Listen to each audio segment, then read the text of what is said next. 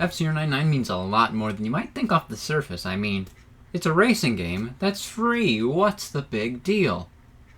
I'm gonna get to that in a minute. F-Zero has been a long-running Nintendo franchise, aka up until the GameCube.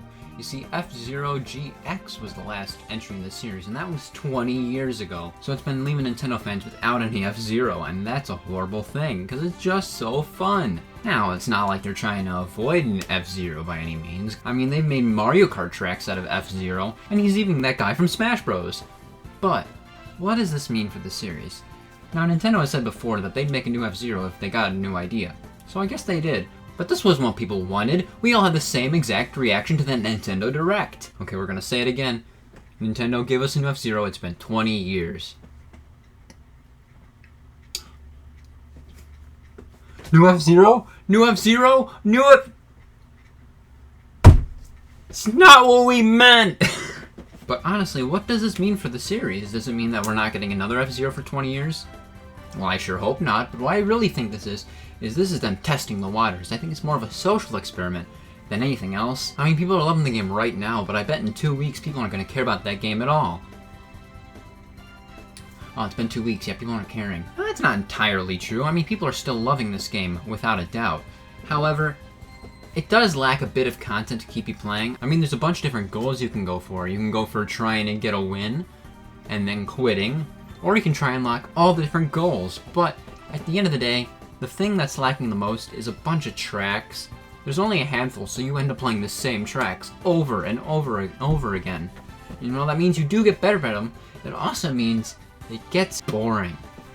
You see, this isn't Nintendo's first attempt at making an online game. I mean, we have Tetris 99, which is absolutely incredible.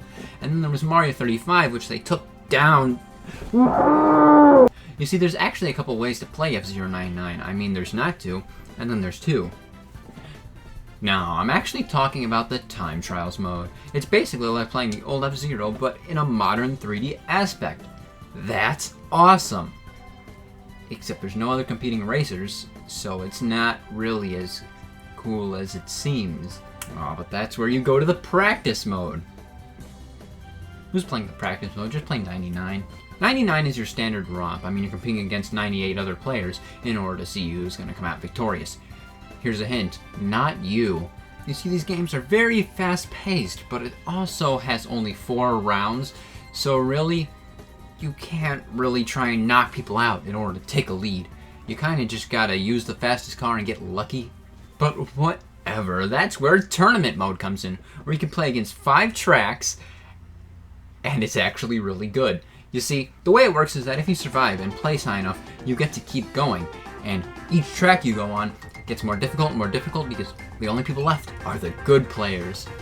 And so you can end up ranking really high. Plus, KOs carry over, which is a great thing, because that means that if you are going out for those targeted kills, you can actually get rewarded for it.